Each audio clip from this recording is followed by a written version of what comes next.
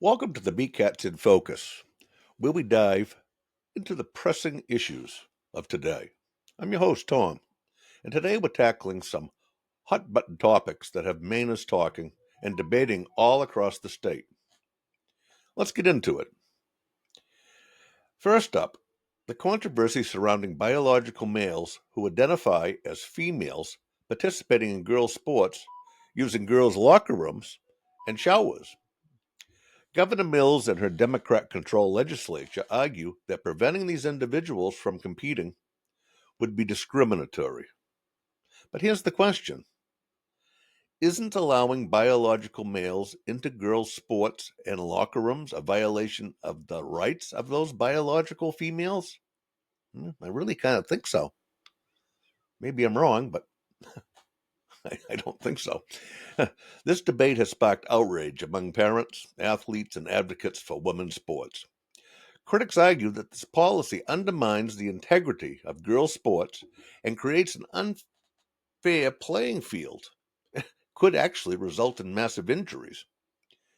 Meanwhile, federal funding has been withheld due to Maine's stance, leaving taxpayers to potentially foot the bill for any shortfalls that are caused by these funds being stopped.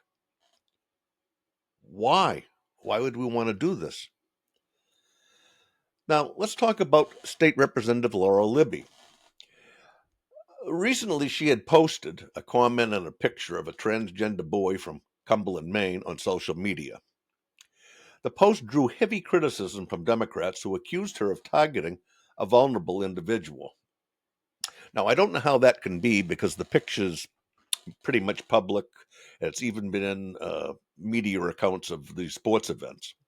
So I don't know how she endangered anybody, but that's the Democrats for you. Now, Libby's supporters argue that she's standing up for the rights of biological females, who they believe are being sidelined in the debate. The backlash has been intense, with Libby facing censure and calls for an apology, which she obviously is not going to do. But the larger question remains: where are the rights of biological females in this conversation? Now, it's not just biological boys in sports, it's also other things. Let's turn to Governor Mills' creation of the Office of New Americans.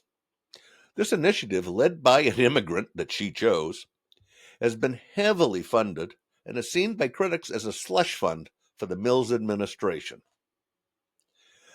The office was established to support immigrants, including those who were sent to Maine by previous U.S. administration,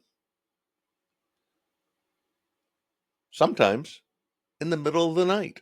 Go figure that.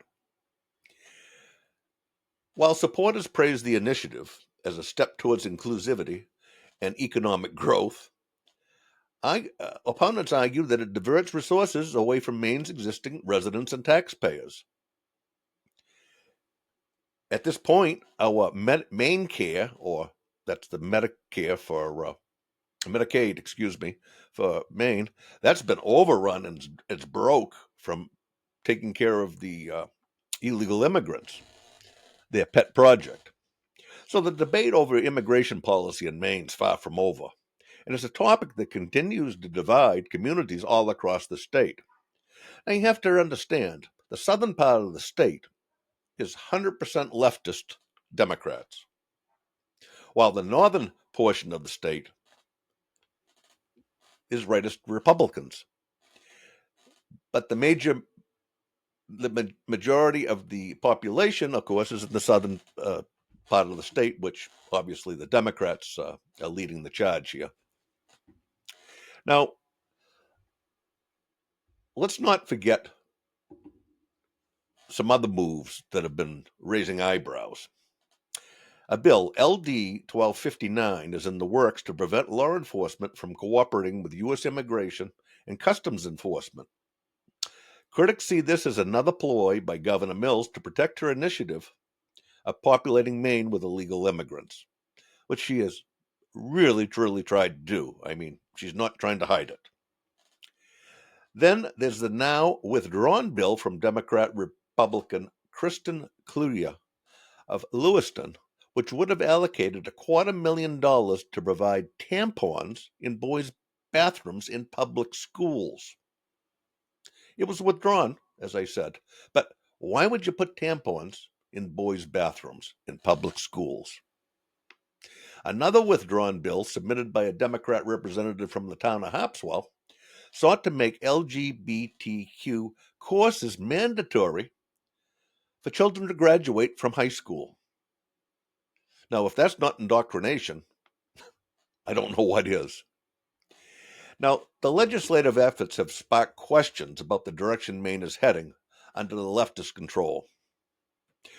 Critics argue that the Democrats are following the federal playbook that their cohorts there play by, increasing support for illegal immigrants, pushing DEI and LGBTQ agendas in schools, opposing anything associated with the Trump administration, even if it benefits the country or its citizens.